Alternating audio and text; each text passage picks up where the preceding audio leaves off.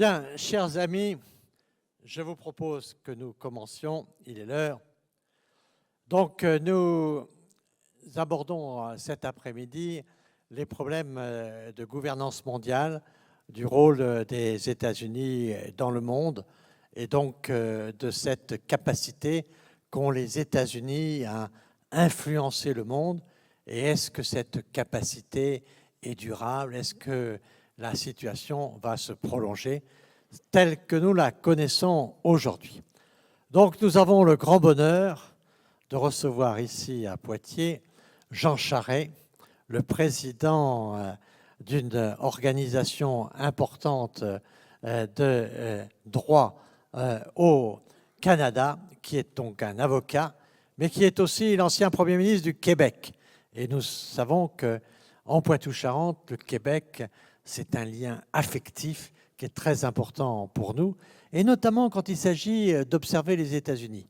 Parce qu'avec le Québec, nous avons cette proximité culturelle, mais en même temps, ils ont cette culture proche, voisine, qui influence et qui, quelquefois, génère des diversités importantes. Et donc, nous sommes très heureux de pouvoir accueillir ici Jean Charest, qui est donc notre Premier ministre de l'après-midi et qui va nous parler un peu de sa vision de proximité des États-Unis. Je voudrais en profiter pour saluer Madame Michèle Dionne, son épouse, qui est avec nous, présidente de la Croix-Rouge au Québec, et qui nous fait le grand honneur d'accompagner Jean dans cette visite ici en Poitou. Monsieur le Premier ministre, you have the floor, comme on dit en québécois. Merci beaucoup, Monsieur le Premier ministre, cher Jean-Pierre. Je veux saluer également les élus qui sont avec nous aujourd'hui, qui nous font l'honneur de leur présence parlementaire, et également les deux préfets, M. Pichon, que nous avons eu le bonheur d'écouter ce matin. Et je veux saluer particulièrement Jean-François Copé, avec qui mon gouvernement a eu le plaisir de travailler pendant qu'il était au gouvernement français également, et de qui nous gardons un très, très bon souvenir. Je veux, Jean-Pierre, également remercier Emmanuelle Pérez, votre collaboratrice, qui a fait tout le travail, alors que vous êtes en avant, commenté. Mais vous savez, mesdames et messieurs, j'ai accepté l'invitation avec empressement parce que je me suis fait dire que la France cherchait un premier ministre.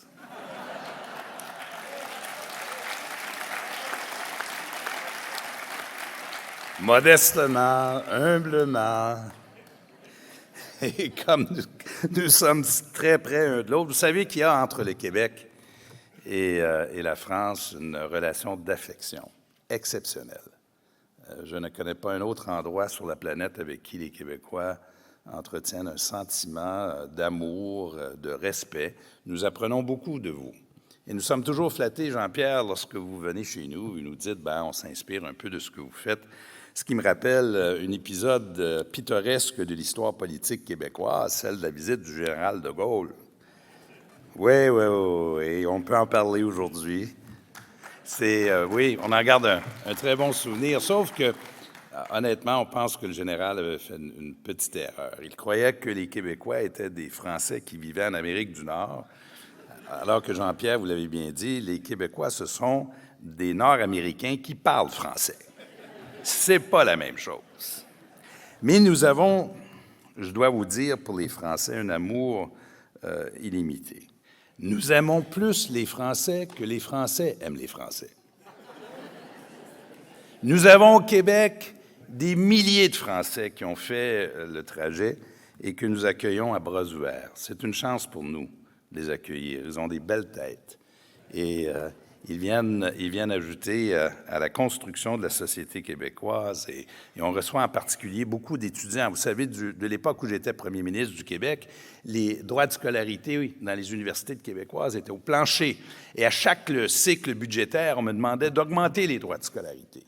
Et je refusais à chaque fois en rappelant à mes hauts fonctionnaires que nous pourrions payer les étudiants français pour venir étudier chez nous et nous serions gagnants, économiquement, socialement.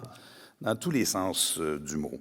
Et mon gouvernement est très fier d'avoir créé un programme pour accélérer l'accès à la citoyenneté pour les étudiants français. En ce sens, je veux également profiter de l'occasion pour saluer un ami et une personne que vous allez apprendre à connaître et qui a joué un rôle déjà très important dans la société québécoise. Il est le nouveau délégué général du Québec à Paris, qui est le vaisseau amiral de la diplomatie québécoise. Et il est ici avec nous aujourd'hui. Je ne sais pas si vous voulez vous lever quelques instants. Alors,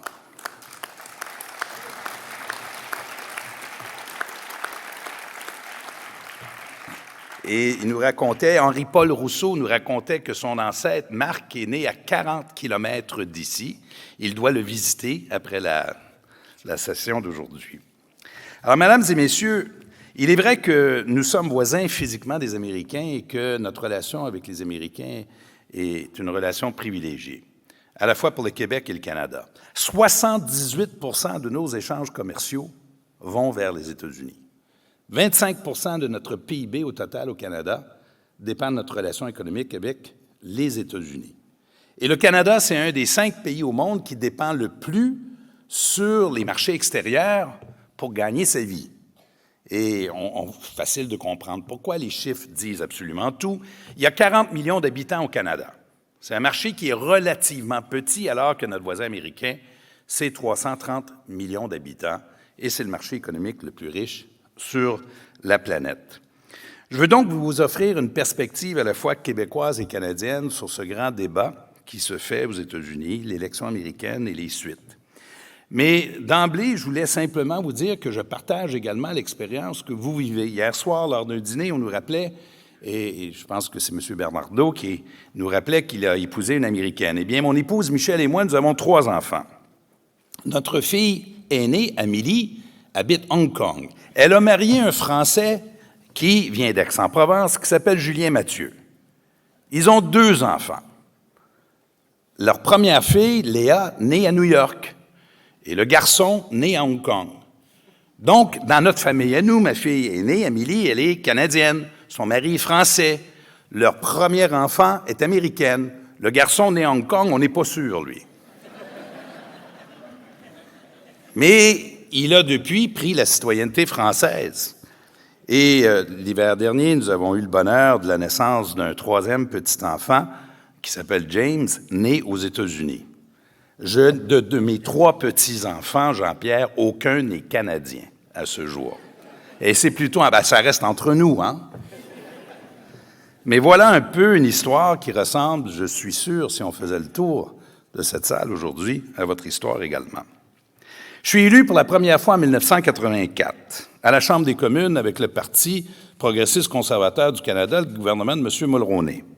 J'ai été témoin de grands débats dans nos relations avec les États-Unis, un débat très important sur la signature d'un accord de libre-échange avec les Américains, qui a fait l'objet de la campagne électorale de 88 et qui est devenu un référendum pendant la campagne électorale. Ce débat et l'accord, la signature, a été l'objet d'un débat très intense chez nous, existentiel sur notre avenir et ce que nous voulions devenir. J'ai aussi été témoin de ce que les Américains peuvent faire de mieux. Ils ont participé à la négociation du protocole de Montréal sur le contrôle des CFC, FCFC, le traité environnemental le plus réussi de la planète, le premier à inclure des instruments économiques, et c'est la raison pour laquelle le gouvernement Reagan, en 87, l'approuve, parce qu'ils sont des conservateurs. Ils voient dans cet instrument une façon habile, une façon réelle d'aborder un enjeu environnemental. Même chose pour le Clean Air Act. J'étais au gouvernement au moment où c'est la fin du bloc soviétique, et en même temps que nous sommes témoins de la construction de l'Europe, en 1989 et 1990, un moment extrêmement important dans l'histoire de l'humanité. Et vous vous rappellerez peut-être qu'un politologue américain avait écrit un livre avec un titre célèbre intitulé « The End of History and the Last Man ». Il fallait être prétentieux un peu pour croire que l'histoire, c'était une ligne droite. Il prétendait, Francis Fukuyama, que c'était « The Western Liberal Democracy » allait être le « final form of human government ». C'est tout dire, hein, si on compare à là où nous sommes aujourd'hui.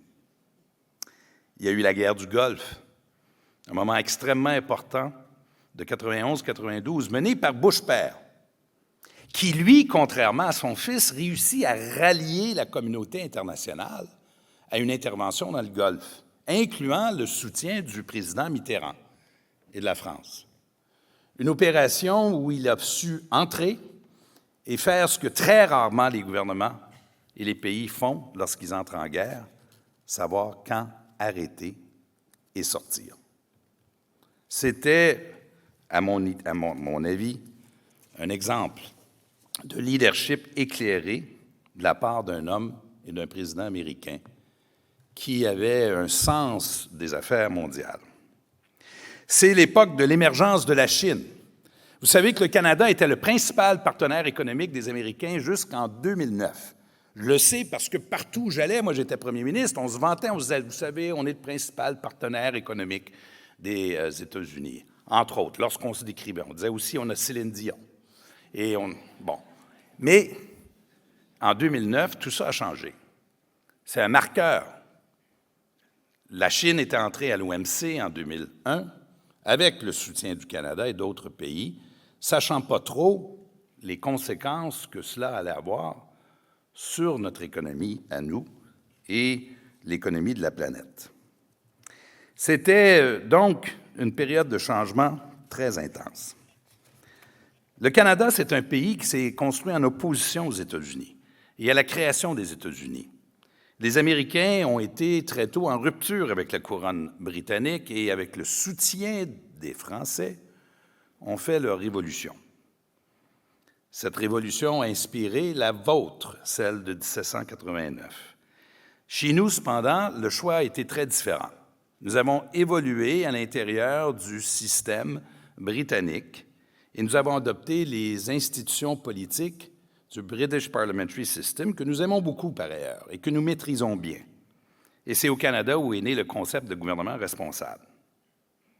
Cela étant dit, depuis les 60 dernières années, il y a avec la France une relation qui s'est construite et qui continue de nous inspirer. Je vous parlais du Canada pour vous rappeler que nous sommes que 40 millions d'habitants.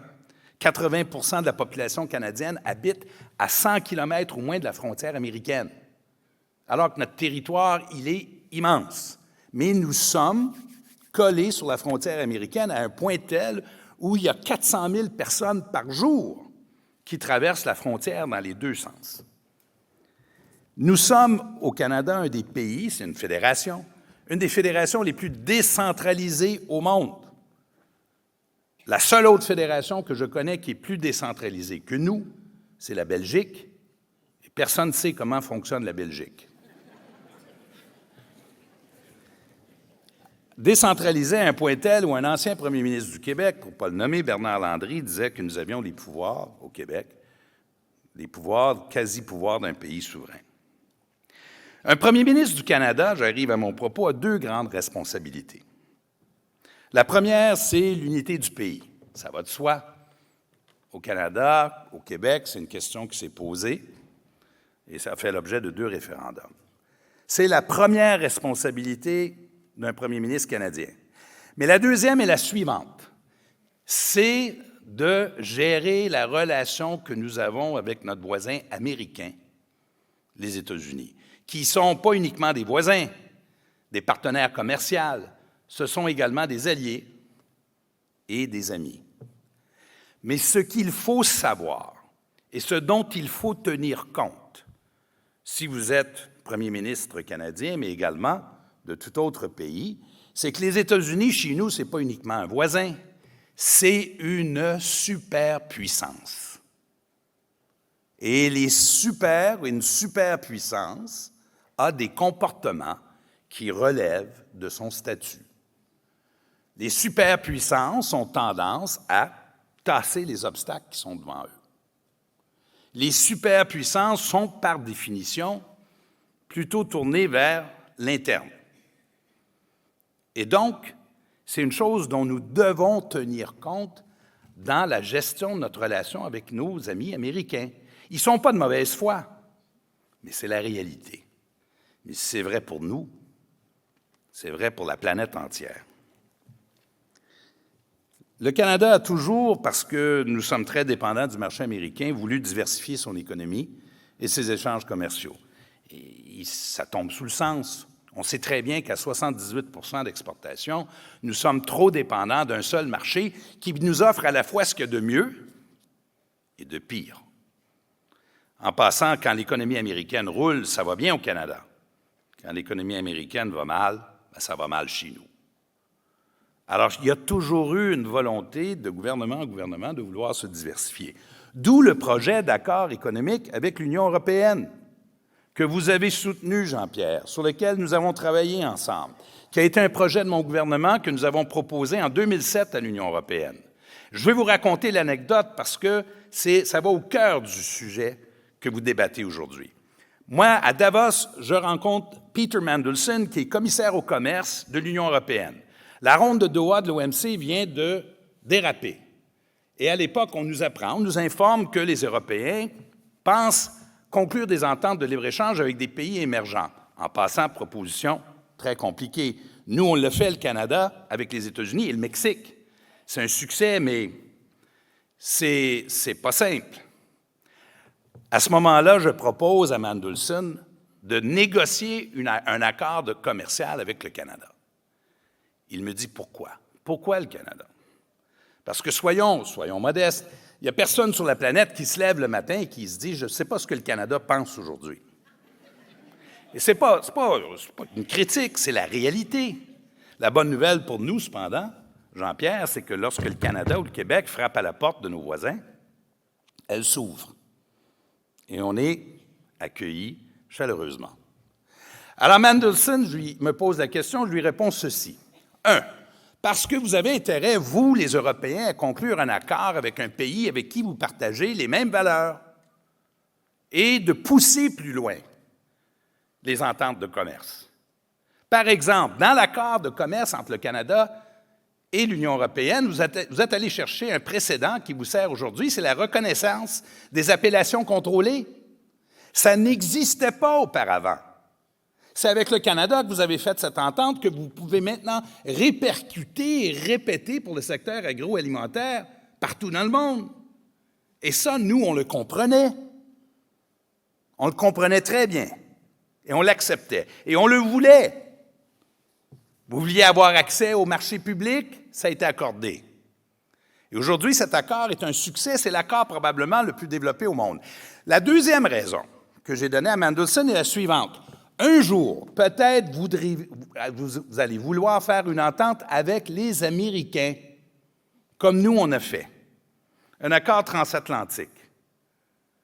Et je vais vous relater notre expérience avec les Américains. Si vous signez un accord de libre-échange avec les Américains se réservent le droit d'interpréter les règles. C'est ce qu'on appelle le pouvoir. Le pouvoir d'une superpuissance. Et vous ne l'éviterez pas, parce que c'est comme ça. Et j'ai dit à Mandelson, si jamais vous décidez de négocier avec les Américains, ce serait dans votre intérêt stratégique d'avoir un accord préalable avec le Canada sur lequel vous pourrez vous appuyer et plaider les précédents. Jamais les Américains vous auraient accordé la reconnaissance des appellations contrôlées, je vous le garantis. Mais le Canada connaît très bien notre voisin américain. Et ça, c'est le propre de leur politique. Le TTIP qui a été initié a ensuite été abandonné par, je pense, manque de volonté politique des deux côtés de l'Atlantique. Sur le commerce, je veux également vous rappeler une chose, parce que ça nous touche tous très directement. Nous oublions facilement que nous venons de vivre une période en or d'accroissement du commerce sur la planète entre 1984 à 2008-2009. En fait, la croissance du commerce aura été en moyenne de 7 % par année, alors que la croissance économique mondiale, on inclut tout le monde, était autour de 4 %. C'est donc dire que la croissance du commerce sur la planète a été une locomotive de création de richesses partout sur la planète. Aujourd'hui, on parle beaucoup des inégalités. Il est vrai qu'il y a des inégalités frappantes, je reviendrai là-dessus, aux États-Unis, en Grande-Bretagne, ailleurs dans le monde, moins en France, moins au Canada. Mais les inégalités entre les pays ont été réduites dans cette période-là. Et ça a été un succès très important pour la planète, dont il faut tirer les bonnes leçons. Aujourd'hui, les Américains et d'autres vous diront on est allé trop loin. Trop loin dans l'intégration et on n'a pas suffisamment tenu compte de ceux qui en payaient le prix, ce qui est vrai. Et nous avons donc un débat aujourd'hui qui pourrait nous faire reculer sur un projet et sur une volonté politique qui aura été, pour la planète entière, une source de croissance et d'enrichissement et de bien-être. Et dans la même période, en passant, la santé de la planète se porte mieux. On combat mieux les maladies. Il y a moins de décès infantiles. Alors, pas tout est noir. Au contraire, lorsqu'il y a une volonté commune, il est possible pour nous de faire progresser l'humanité. Dans cette période-là, j'ai été témoin, et là, c'est pas exclusif, là, mais trois événements me viennent à l'esprit. L'émergence des technologies, en particulier des médias sociaux, qui ont beaucoup changé la politique, chez vous, chez nous, partout. La grande récession de 2008-2009, qui est un marqueur très important dans ce qui se passe aujourd'hui aux États-Unis. 12 millions d'Américains ont perdu leur maison. Des millions ont perdu leur emploi. Leurs enfants ont dû se retirer de l'école. Ils ont beaucoup souffert et nous, on a sous-estimé la souffrance de nos voisins américains et pourtant, on vit à côté. On est à moins de 100 kilomètres de là où ils habitent. Je rappelais hier soir, pendant la campagne électorale de 2016, moi, vous allez me dire, je ne suis pas un expert sur les États-Unis, moi, j'étais convaincu au début de la soirée que Hillary Clinton allait gagner, et pourtant, elle a perdu. Mais il y a un moment de cette campagne électorale en 2016 qui, aujourd'hui, on le voit bien, aura défini en quelque sorte la campagne, lorsque Hillary Clinton décrit les soutiens de Trump comme étant des « deplorables ». Moi, je pense qu'en 2016, Trump, par accident, pas par dessein, a mis le doigt sur un enjeu important pour la société américaine. Il a reconnu, il a nommé les hommes et les femmes qui avaient beaucoup souffert dans cette récession et qui, à leurs yeux à eux, étaient ignorés par les démocrates, qui faisaient dans l'élitisme. Mais lui, il les a nommés, reconnus. Il leur a dit, je vais, moi, parler pour vous. Est-ce que ces politiques étaient bons ou mauvaises? C'est une autre chose. Mais au moins, il avait la vertu de dire, je vous reconnais, vous existez, et je sais que vous existez, je vais parler pour vous. Ce que les démocrates avaient oublié de faire. La grande récession, ça a été, pour les États-Unis et pour l'Europe, un moment très difficile. Je dois dire, en passant, au Canada, il n'y avait pas de subprime. Nos banques à nous n'ont pas dû être secourues parce qu'ils étaient mieux réglementés et mieux financés. Au Québec, on s'en est mieux sorti que partout ailleurs dans le monde, grâce au gouvernement de Jean Charest. Bravo. C'est vendredi, je comprends. Si un premier ministre ne rend pas hommage à sa propre action, qui le rendra? Oui. Il y a eu la COVID. La COVID, ça a été un accélérateur et ça a été une période de rupture. Je veux simplement vous rappeler une chose au sujet de la COVID. Les politiques, à la fois fiscales et monétaires, ont été dictées par l'expérience de 2008-2009.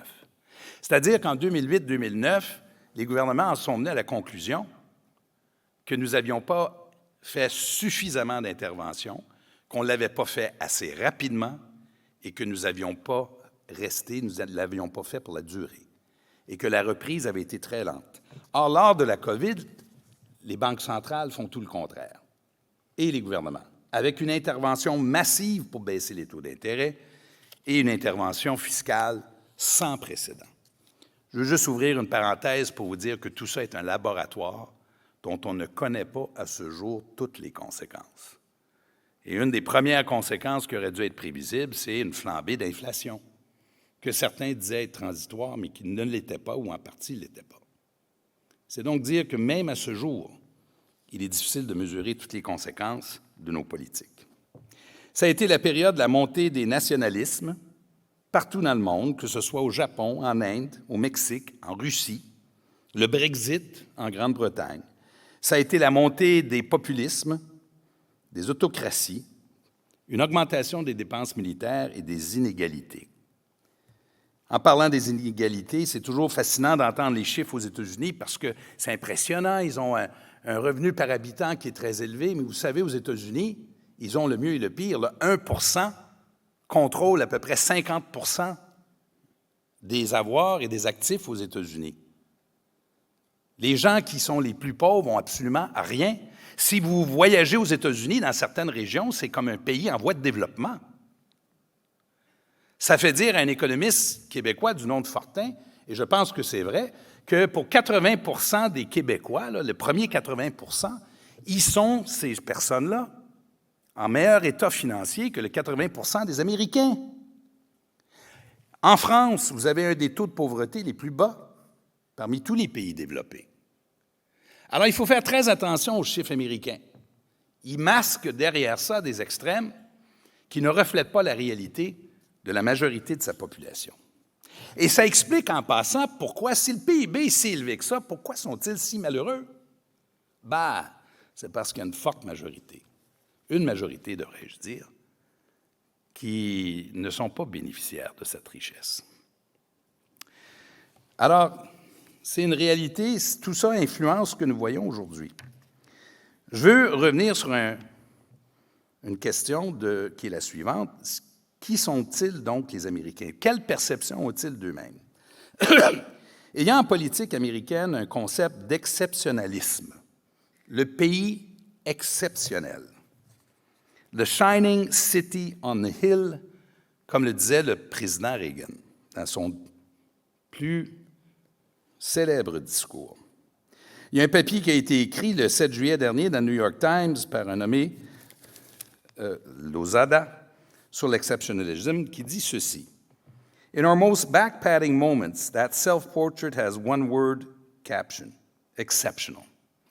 We tell ourselves that we are the world's last and best hope, unique among nations, chosen by God, exempt from history, on a mission befitting a shiny city upon the hill.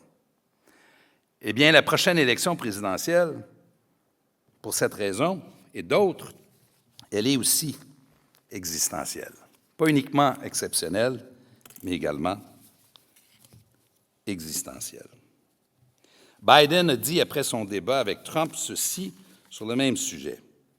Biden called the United States the finest and most unique nation in the world, the only one built not on ethnicity, geography, or religion, but on the idea of human equality.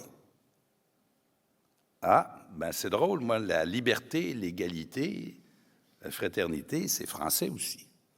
Et c'est un président américain qui le dit. Il dit, pourtant, nous sommes les seuls. Ils ont cette conviction. Trump, lui, en ajoute en disant, America is the greatest and most exceptional nation in the history of the world. Alors, c'est quoi cet exceptionnalisme pour les Américains? C'est un mélange de liberté, d'égalité, d'individualisme, de populisme et de laisser-faire. Et tout ça développe aussi un sens très aigu de la responsabilité personnelle, comme nulle part ailleurs dans le monde. Ce sens que nous sommes responsables de notre avenir et un sens de l'indépendance et du volontarisme. Le revers de la médaille, c'est que ça développe également les traits suivants, les inégalités, un niveau de criminalité élevé, un niveau d'engagement politique déficitaire. C'est un pays litigieux, souvent moralisateur, et qui peut faire facilement preuve d'intolérance. Alors, ce concept d'exceptionnalisme existe toujours aux États-Unis. C'est toujours dans leur culture. Reagan parlait dans son fameux discours de « The Shining City on the Hill ». Il y a un autre politicien américain, Mario Cuomo, qui était gouverneur de l'État de New York, qui, dans un discours célèbre, parlait de « A Tale of Two Cities ». Et l'affrontement entre Trump et Kamala Harris, je pense que c'est l'affrontement de ces deux visions. Celui qui voit The Shining City on a Hill, qui est tiré d'un discours d'un ancien gouverneur du Massachusetts, Winthrop, qui cite la Bible, cite Matthieu lorsqu'il fait son discours. Et Cuomo, lui, dit, peut-être que les républicains voient The Shining City on the Hill, mais moi j'en vois une autre, celle où il y a des gens qui souffrent. C'est deux visions, c'est une façon de le voir. Je veux maintenant vous montrer une citation. La citation que je vais vous montrer, elle est tirée d'un article du Wall Street Journal écrit par le conseiller à la sécurité McMaster de Trump et Gary Cohn, conseiller économique, en 2017, après son premier voyage à l'étranger en Arabie saoudite. Tout ça, à mon avis, vous décrit bien là où ils en sont rendus. The president embarked on his first foreign trip with a clear-eyed outlook that the world is not a global community, but an arena. Ici, le mot arena est très important. Vous savez que dans l'arène, il y a deux types de situations. Il y a le vainqueur et les vaincus. An arena where nations, non-governmental actors and businesses engage and compete for an advantage. Et le paragraphe suivant vous dit de quelle façon il voit l'avenir. We bring to this forum unmatched military, political, economic, cultural, and moral strength. And rather than deny this elemental nature of international affairs, we embrace it. C'est très, très fort. Trump ne se voit pas comme un leader de la communauté mondiale. Il se voit comme celui qui va vaincre, au nom des États-Unis, ses rivaux dans la communauté mondiale. À droite, c'est un extrait d'un discours de notre ministre canadienne des Affaires étrangères qui tombait le 6 juin dernier, qui dit ce qu'un ministre des Affaires étrangères français aurait pu dire. The fact that our friend and ally has called in question their worth and mantle of global leadership puts into sharper focus the need for the rest of us to set our own clear and sovereign course. For Canada, that must be the renewal, indeed the strengthening of the post-war multilateral order. Voilà notre défi à nous, si les Américains choisissent, eux, une autre voie. Trump a été fidèle à sa parole. Rappelez-vous qu'il s'est retiré de l'accord de Paris. Il s'est retiré de l'UNESCO.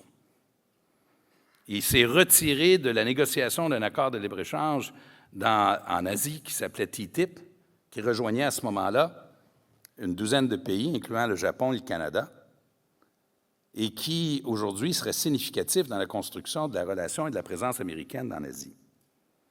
L'OMC, aujourd'hui, est à peu près inopérant parce que les Américains refusent d'y participer. L'OTAN, un point d'interrogation, même le G7. De quoi doit-on s'attendre dans l'hypothèse où Trump est élu? Un festival de barrières tarifaires. Et pour vous dire à quel point tout ça n'a pas de sens, notre relation avec les Américains elle est tellement intense que 45% de tout ce que le Canada exporte aux États-Unis a été fait aux États-Unis. 25% de tout ce que les Américains exportent au Canada a été fait au Canada. Ça vous dit à quel point tout ça n'a aucun sens. Mais l'enjeu qui va sans doute définir les relations extérieures, les relations externes des États-Unis, c'est la Chine. La Chine et les États-Unis, c'est 40% de l'économie mondiale. Biden avait livré une stratégie indo-pacifique en 2022 où il disait ceci.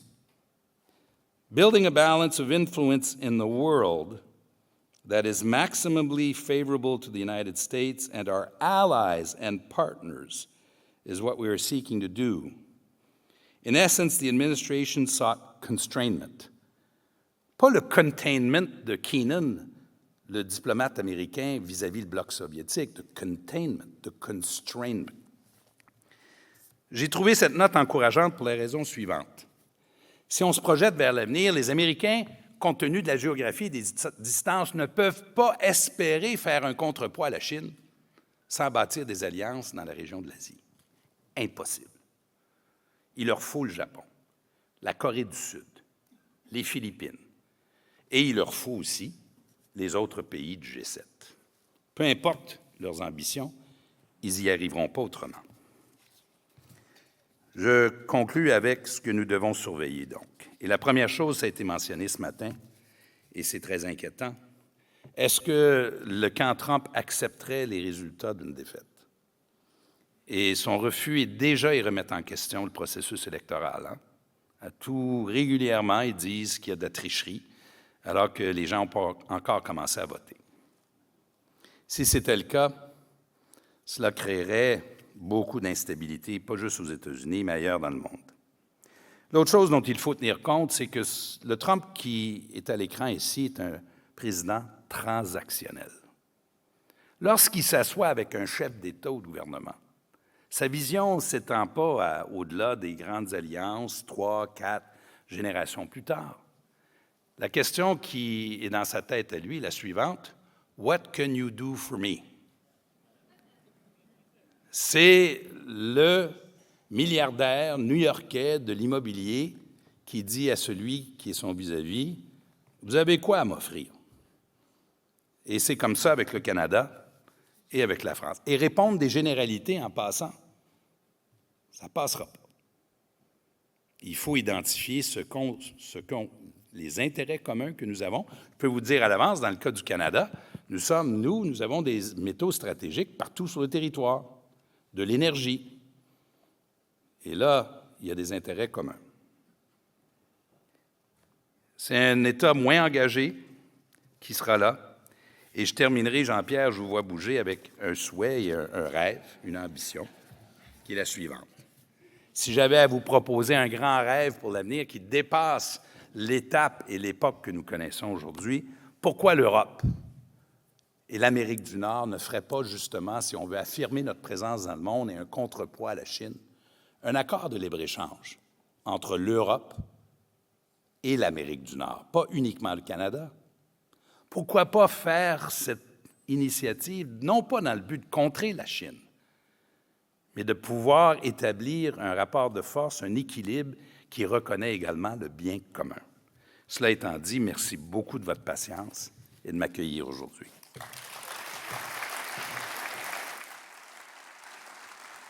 Merci beaucoup. Comme on dit au Québec, je me souviens. Et au fond, cette déclaration de notre Premier ministre est quand même quelque chose de très, très important. Et je voudrais vraiment le remercier et de sa présence et de cette intervention qui, pour nous et pour ce que nous cherchons à comprendre avec ces relations avec les États-Unis, était extraordinairement éclairante.